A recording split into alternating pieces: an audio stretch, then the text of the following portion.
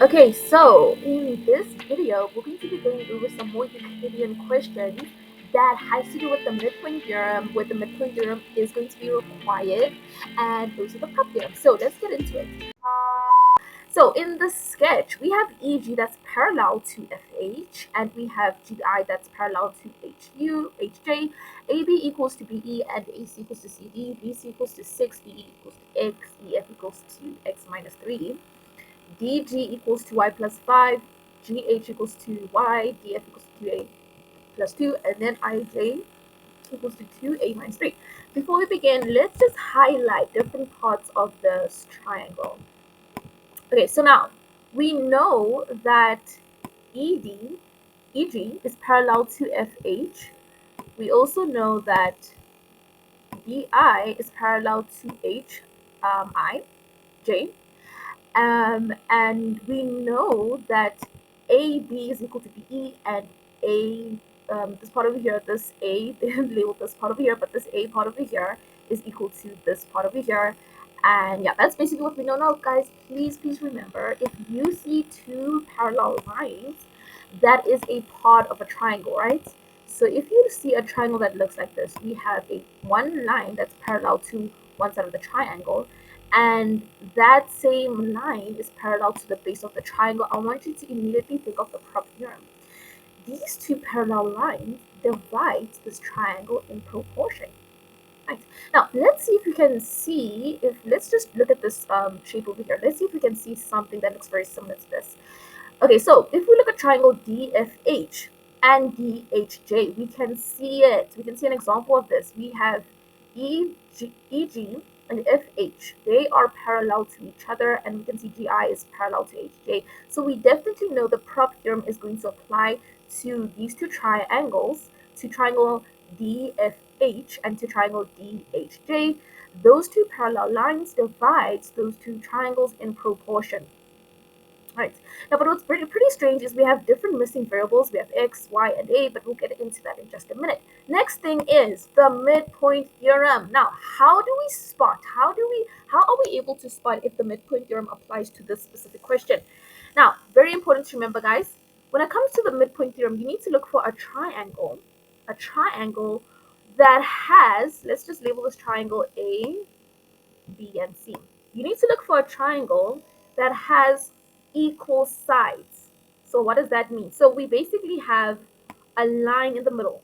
Okay, so we have a line in the middle, and what happens is this line in the middle basically bisects the side of the triangle. So in other words, let's label this as E, and let's label this as Z. If you see a triangle in which one side of that triangle is bisected, it is made up of two equal parts. In this case, let's say for instance AE equals to EB, and I've labeled this as Z, by the way, guys, and then AZ equals to ZC.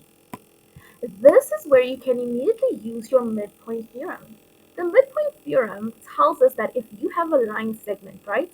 If you have a line segment that touches the midpoint of both sides of the triangle, that means that this line segment that is in the middle is going to be half as much as the line segment that is at the bottom, in other words, BC. So what does this mean? That means the length of EZ, let's say for instance the length of EZ is, say for instance it is 5, right? Let's say it's 5 units.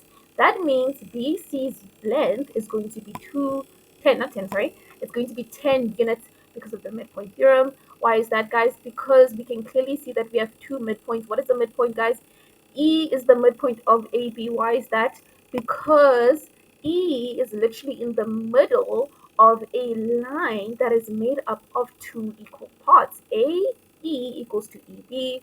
So, and this has to be on both sides of the triangle, guys. This midpoint theorem is not going to apply if it's just on one side of the triangle. It has to be both sides. If we look at the other side of the triangle, Z is the midpoint of AC.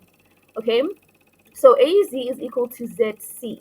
So what does that mean? Now that we have two midpoints on both sides of the triangle, we know that the midpoint theorem is going to apply. We know that EZ is going to be half as much as BC. So that's so important to remember. Also, one other thing that I would like for you to know about the midpoint theorem, if it was the other way around, right? So, oh yeah, and also by the way, guys, one thing that you also have to know about the midpoint theorem, if just like I said previously, if you have two midpoints on both sides of the triangle, if you have a midpoint on this side, in other words, E is the midpoint of AB, Z is the midpoint of AC, that also means that the lines in between that triangle are going to be parallel to each other. So EZ is also going to be parallel to BC. So important to remember, very, very important to remember, guys. Can we see, let's just go back to our diagram and see if we can see a triangle that's very similar to this. So AB is equal to BE and A, then I'm just going to label that as, I'm just going to give that a quick little label. I just want to see if they've given that as a label. A, B equals to BE, AC. Okay, yeah. They did not label that as C. This is supposed to be C. So AB equals to BE and AC equals to CD. Now we can clearly see that the midpoint theorem over here can definitely work. Why is that? Because on both sides of the triangle we have midpoints. B is the midpoint of AE. Why is that? Because B literally is literally the midpoint of a line that is made up of two equal parts. Same thing with C. C is the midpoint of AD. So what does that mean? That means first and foremost that ABC is going to be parallel to ED. What else does that mean? What else does that mean? That also means that ED's length is going to be twice as much as BC's length. So that means X is going to equal to 12. There we go. So if X is equal to 12, we just want to go back and substitute 12 in the place of X everywhere. X is over here as well, so I'm just going to replace that with 12. 12, what is 12 minus 3, guys? 12 minus 3 is 9, so EF is basically 9 units. So important to remember, right? Okay, so now let's continue. So 9.2.1, calculate the value of X. We already calculated the value of X, guys. It was 12 units. And don't forget to, state your reason. It's the midpoint theorem, right?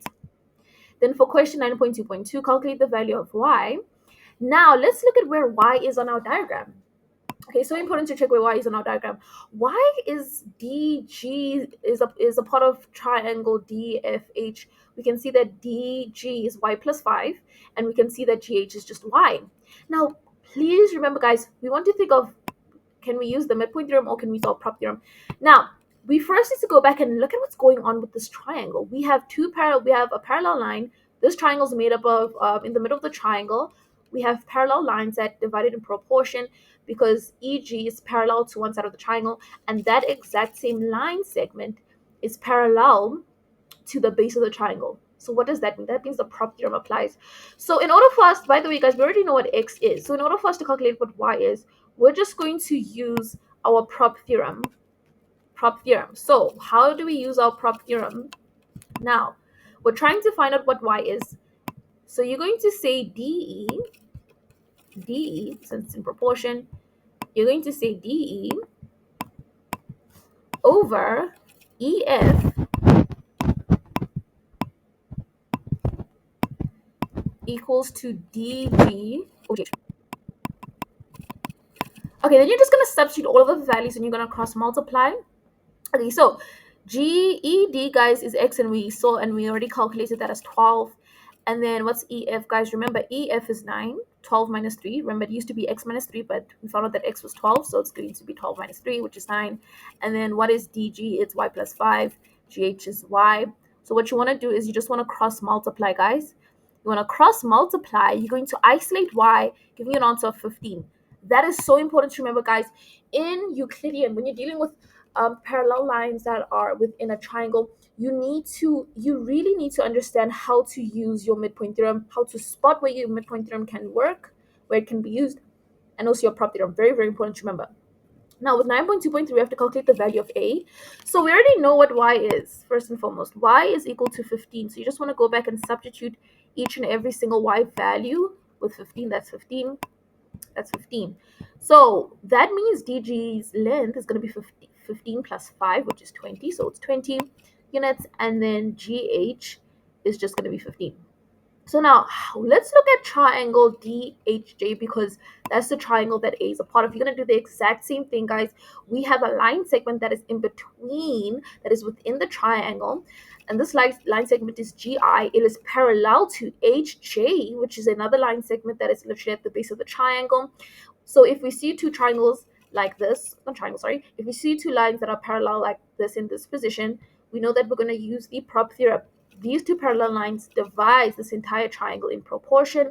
So you're going to do the exact same thing that we did the last time. 2a plus 2. What's 2a plus 2? 2a plus 2 di over ij. So it's going to be 2a plus 2 over 2 3. Sorry, that's a little mistake on the diagram. It's supposed to be 2ta minus 3, not just 2a. 2a minus 3 equals 2. Remember, guys, what is y plus 5? Remember, we already found out that y was 15. So it's 15 plus 5, which is 20. And then gh is just going to be 15. So you're going to place that into your little ratio. You're going to cross multiply. Okay, then you're going to isolate your a, giving you 9. Okay, guys, so that's it for today's video. Please make sure you go over this question again and again and again. If you would like, if you have a few questions, be sure to comment. But as for now, I'll see you in the next video.